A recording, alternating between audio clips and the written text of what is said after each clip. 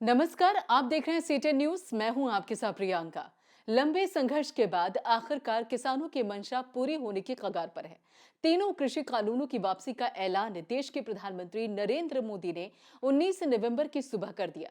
कृषि कानूनों की वापसी की खबर मिलते ही जहां सिंधु बॉर्डर पर किसानों ने एक दूसरे को मिठाइयां बांटी, वहीं गाजीपुर बॉर्डर पर आंदोलन कर रहे किसान खुशी में झूमते हुए नजर आए।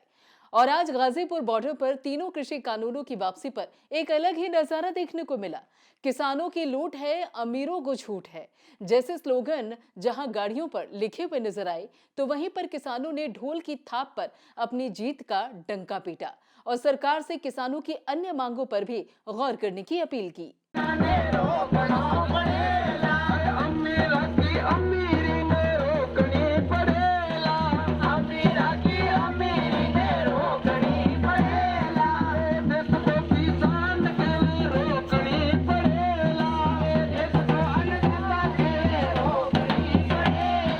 उन्नीस नवंबर को देश के प्रधानमंत्री नरेंद्र मोदी ने तीनों कृषि कानून की वापसी का ऐलान करके किसानों से सड़क छोड़कर अपने खेत खलिहान वापस लौटने का आग्रह किया। लेकिन अभी भी जिस तरीके से गाजीपुर बॉर्डर पर किसान डटे हुए हैं, उससे लगता है कि किसान तीनों कृषि कानूनों की वापसी की कहानी खत्म करके ही घर वापसी करेंगे। जहां पीएम मोदी ने अपने संबोधन में साफ कर दिया कि इसी महीने के अंत में शुरू होने वाले शीतकालीन सत्र में तीनों कृषि कानूनों को रद्द कर दिया जाएगा, वहीं किसानों ने भी अपनी मंशा साफ जाहिर कर दी कि जब तक सदन में कृषि कानून रद्द नहीं होगा, तब तक धरना स्थल पर किसान डटे रहेंगे। मसले को लेकर C10 न्यूज के संवाददाता विवेक दीक्षित पहुंचे गाजीपुर बॉर्डर, जहां उन्होंने बीकेयू के राष्ट्रीय प्रवक्ता राकेश टिकैत से खास बातचीत की। गुरु पूर्णिमा के मौके पर देश के प्रधानमंत्री ने एक उपहार दिया है। ये मान लीजिए कि जिस तरीके से लगातार 12 महीनों से जो बैठे हुए थे किसान आंदोलन कर रहे थे, तो कहीं ना कहीं उनको राहत की खबर दी है। तीनों कृषि कानूनों को वापस करने का ऐलान कर दिया गया है।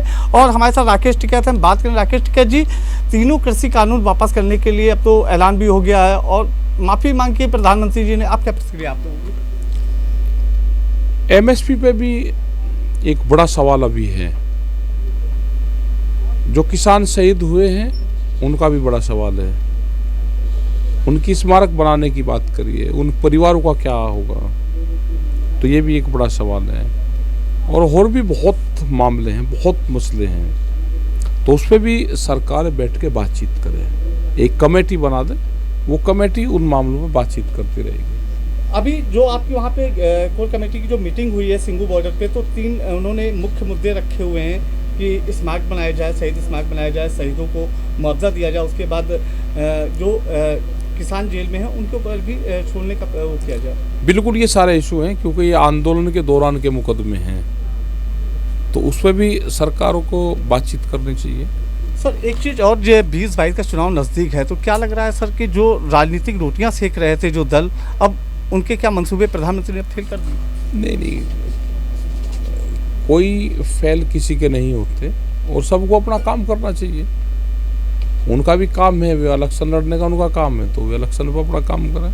क्या लगता है आपको कि सरकार तक जो 11-12 दौर की मीटिंग हुई थी, क्या प्रधानमंत्री तक नहीं पहुंची थी? पहले पहुंच जाती तो क्या होता? आप पहले पहुंच जानी चाहिए थी, लेट पहुंची। पहले पहुंची तो पहले काम कर देते, लेट पहुंचा मामला। तो आप लोग भी पहुंचा सकते थे जब प्रधानमंत्री ने कहा था 1 कॉल दूरी। वो तो वहाँ के व्यापारियों ने एक फ़ोन कर लिया था, रामपुर के व्यापारियों ने। वो एक फ़ोन कॉल से 11,000 फर्जी किसानों की ID बनाई और उस पर फसलें बेच दी। वो एक फ़ोन कॉल तो उन्होंने रामपुर के व्यापारियों ने कर लिया था। बिल्कुल सर, एक और लास्ट सवाल है कि अब 2022 का चुनाव है, क्या आप जहाँ जहाँ चुनाव है वहाँ जाएंगे क्या?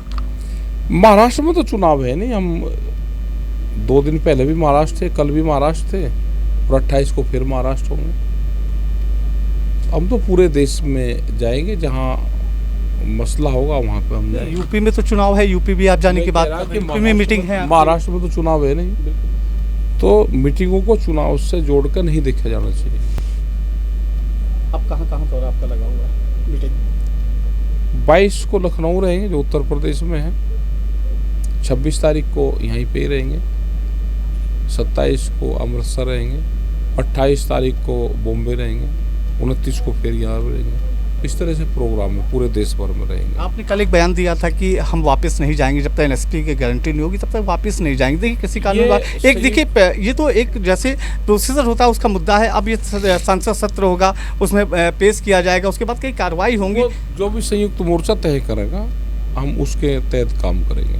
तो आंदोलन सर जारी रहेगा? आंदोलन अभी तो जारी है, सरकार बातचीत करके इसका समाधान निकाल ले। अब सर किस तरह की बातचीत करना चाह रहे हैं सरकार से? बहुत जो इशू हैं उन इशू पर बातचीत करेंगे। जो 750 किसान शहीद हुए हैं तो उसके बारे में बातचीत करेंगे। तो लखीमपुर मामले में सर अगर हम बात करें, लखीमपुर में तत्काल कार्रवाई की है यूपी सरकार ने भी। अब 22 तारीख को मीटिंग है, अजय टैनी की गिरफ्तारी और उनकी बर्खास्तगी, वो भी एक बड़ा इशू है। बिल्कुल, हमारे साथ राकेश टिकैत, तब तक इनका साफ तौर पर कहना है तब तक ये आंदोलन नहीं खत्म होगा जब तक सरकार एमएसपी की गारंटी नहीं दे देती है, तब तक ये आंदोलन ऐसे ही जारी रहेगा। कैमरा अमित के साथ विवेक, C10।